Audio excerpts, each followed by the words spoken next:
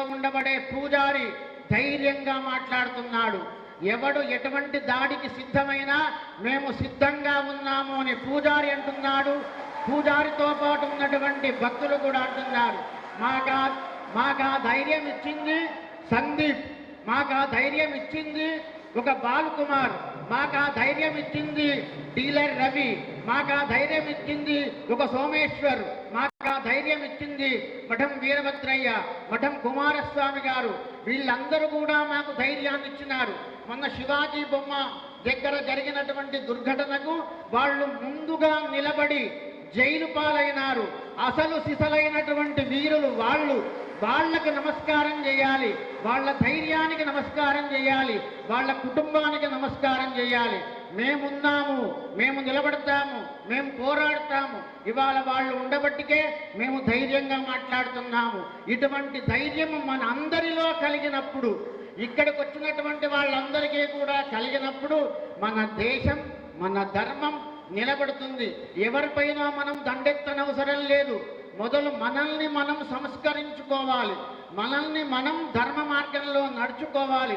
Rally అవుతుంది, ఒక వ్యక్తి మన పైన వేరే మాటలు మాట్లాడినాడు, మనం అతనికి మళ్ళీ కౌంటర్ ఇవ్వాలి, మళ్ళీ మాట్లాడాలనే ధైర్యం నాలో ఉండాలి.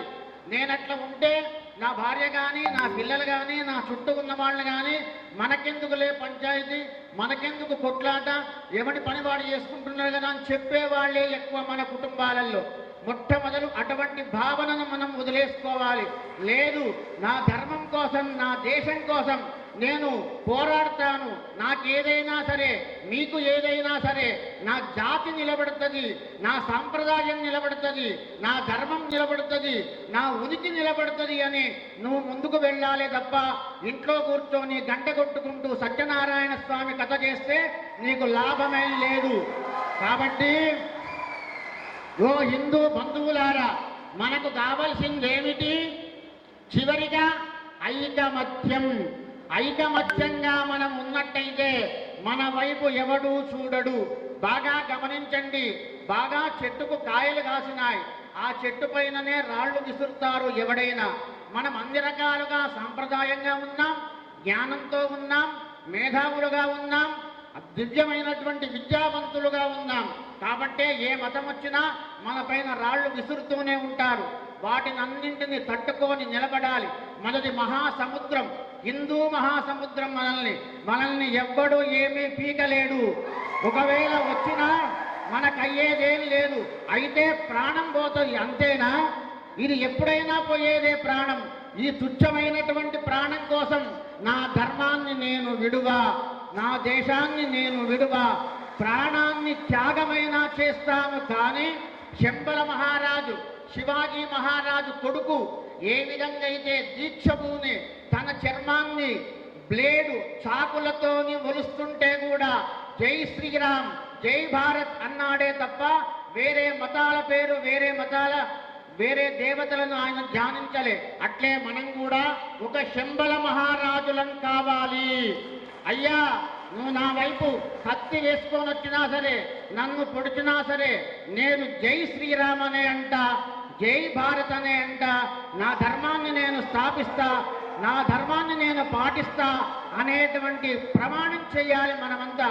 ఇక్కడికి వచ్చినటువంటి హిందూ బంధువులారా, ఈ సభ గురించి మీరు ఒక్కొక్కరు ఒక్కొక్క 100 మందికి చెప్పండి. రేపు నెక్స్ట్ అయ్యే సభలో, సభా కార్యక్రమానికి మహాదేవ స్వామివారు చెప్పినట్టుగా అక్కడెక్కడో సభ అవుతుంది.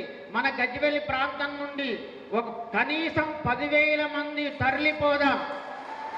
మన యొక్క పవర్ ఏందో అందరికీ చూసిద్దాం.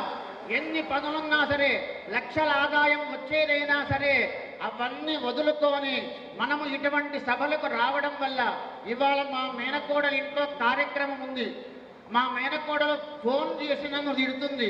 కానీ ఇక్కడ పెద్దలు ఎంతమంది ఏం మాట్లాడతారు? ఇది మన సభ, ఇది నా ఇంటి కార్యక్రమం.